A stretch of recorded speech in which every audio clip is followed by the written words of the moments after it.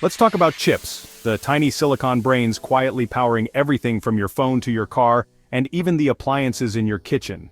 These minuscule marvels are everywhere, hidden inside the devices we use every day, often unnoticed but absolutely essential.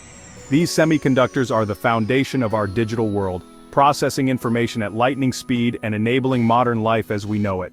Without them, there would be no smartphones, no laptops, no streaming movies, and no smart homes. They're the invisible engines driving our connected society, making possible everything from instant communication to complex scientific research. Their power comes from cramming billions of transistors onto a sliver of silicon, a feat made possible by relentless innovation, what we call Moore's Law. Every couple of years, engineers manage to double the number of transistors, squeezing more computing power into smaller spaces. This exponential progress has transformed not just technology, but the way we live, work, and interact. But making these chips is one of the most complex and expensive manufacturing feats on Earth. It's a process that demands absolute precision, with even a single speck of dust capable of ruining an entire batch. The factories, called fabs, cost billions to build and operate, and require teams of highly skilled engineers and technicians. It requires ultra-clean labs, specialized equipment, and a global supply chain. No single country can do it alone. From raw materials mined in one part of the world, to design teams in another, and manufacturing in yet another country, the journey of a chip is truly global. This intricate web of collaboration and trade is both a strength and a vulnerability. This interdependence has fueled tech's explosive growth, but it's also a source of tension as countries vie for control. Recent chip shortages have shown just how fragile this system can be, sparking fierce competition and even diplomatic standoffs as nations scramble to secure their own supply. At the heart of today's tech rivalry is a battle for semiconductor supremacy. Whoever leads here shapes the future of AI, 5G, and even military power. Chips are now seen as strategic assets, critical not just for economic growth but for national security and global influence. The once quiet world of chipmaking is now a front line in a high-stakes global competition. Governments are investing billions, companies are racing to innovate, and the stakes have never been higher. The outcome will affect us all, whether we realize it or not. From the gadgets in our pockets to the future of entire economies, the story of these tiny brains is, in many ways, the story of our modern world. How do you build these microscopic cities where billions of transistors work together in perfect harmony? The answer is a process called lithography, a marvel of modern engineering that lies at the heart of every advanced chip. Lithography is like ultra-precise printing, but on a scale that's almost impossible to imagine. It projects intricate circuit blueprints onto silicon wafers, each coated with a special light-sensitive material called photoresist. This process allows engineers to etch incredibly detailed patterns layer by layer, building up the complex architecture of a microchip. The challenge is scale. These features are thousands of times thinner than a human hair, so small that even a speck of dust can destroy them. Achieving this level of precision requires not just advanced machines, but also a perfectly controlled environment. To make faster, more powerful chips, you need to shrink transistors even further. This means using light with an extremely short wavelength, like extreme ultraviolet, to draw ever tinier features. In this process, the pen is the light itself. The finer the tip of this light, the more advanced and capable the chip becomes. It's a race to see how small and precise that pen can get. Lithography is the bottleneck of chip making. Machines must align patterns with nanometer precision in sterile, vibration-free environments. Even the tiniest misalignment can throw off the entire process. Any error, no matter how small, can ruin millions of dollars worth of chips in an instant. That's why the stakes are so high, and why the process is so carefully monitored. Only a handful of companies in the world have mastered this art. Without cutting-edge lithography, you're stuck making outdated chips that can't keep up with modern demands. This is why the global race for the best lithography tools is so intense. Nations and companies are investing billions to stay ahead, knowing that whoever controls this technology controls the future of computing. Lithography is the key to unlocking the next generation of technology, from faster smartphones to breakthroughs in artificial intelligence. It's the invisible art that powers our digital world. A new CSET report gives us a reality check on China's chip ambitions. China's top lithography company, SME, is still far behind global leaders like ASML, Nikon, and Canon.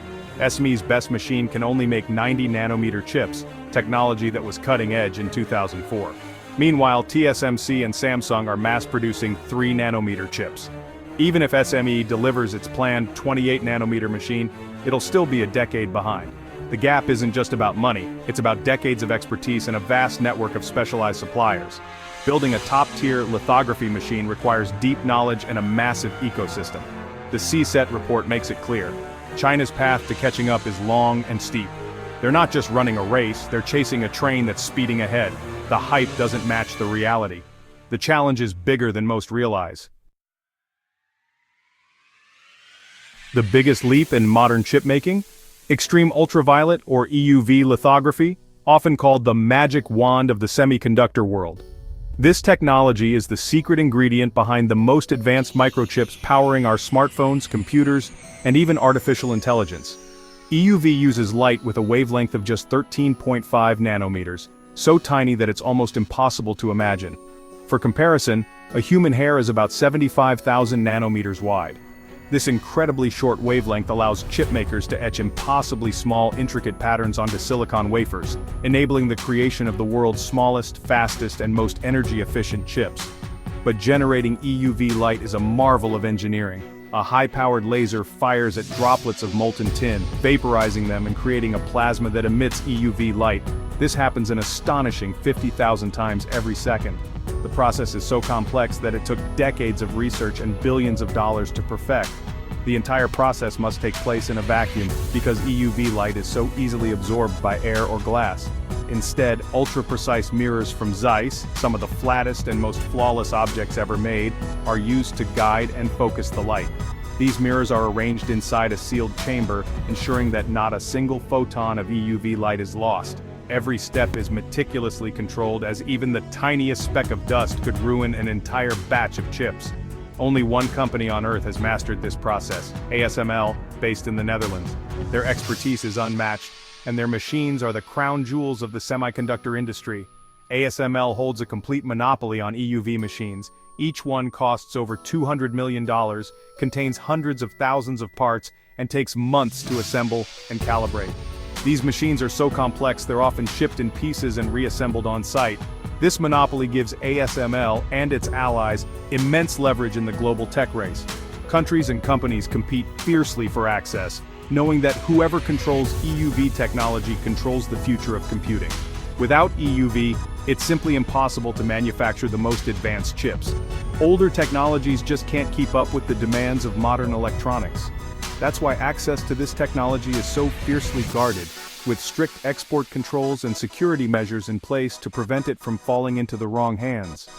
In the end, EUV lithography is the ultimate choke point in chip making, a single technology that holds the key to the future of the digital world.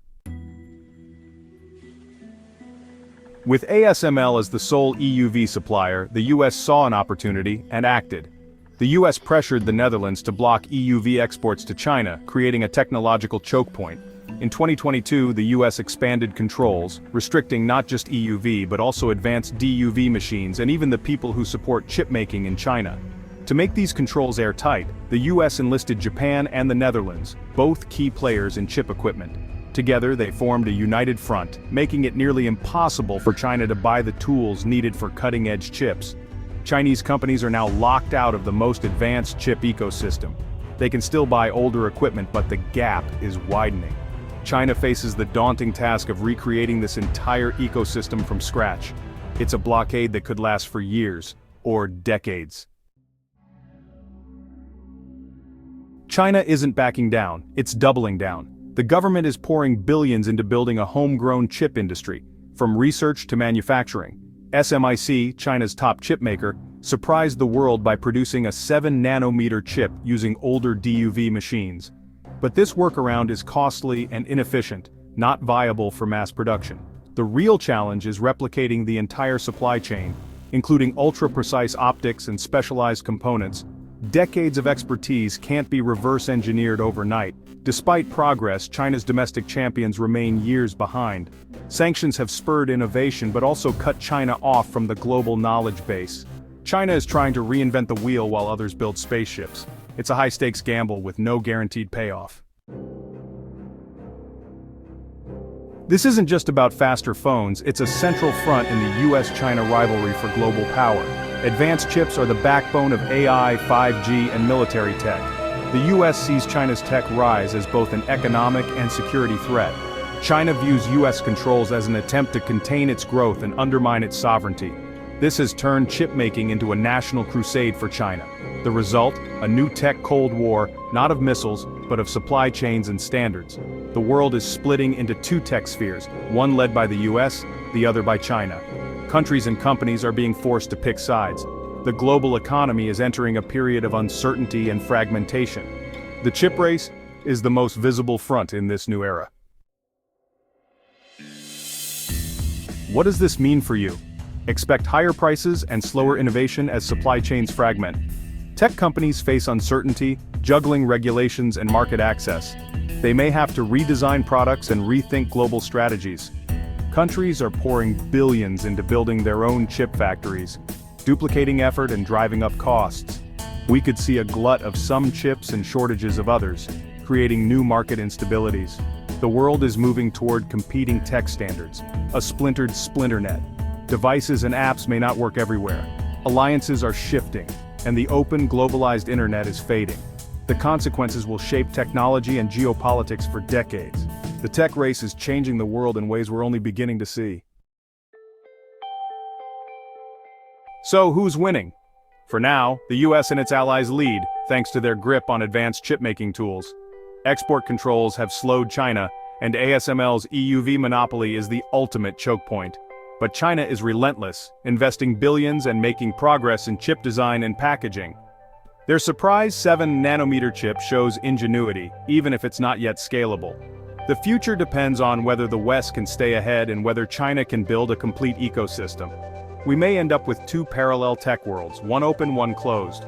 For consumers, that means more complexity and higher costs. The real question, how will the world navigate this growing divide? The chip race is far from over, and its outcome will shape our digital future.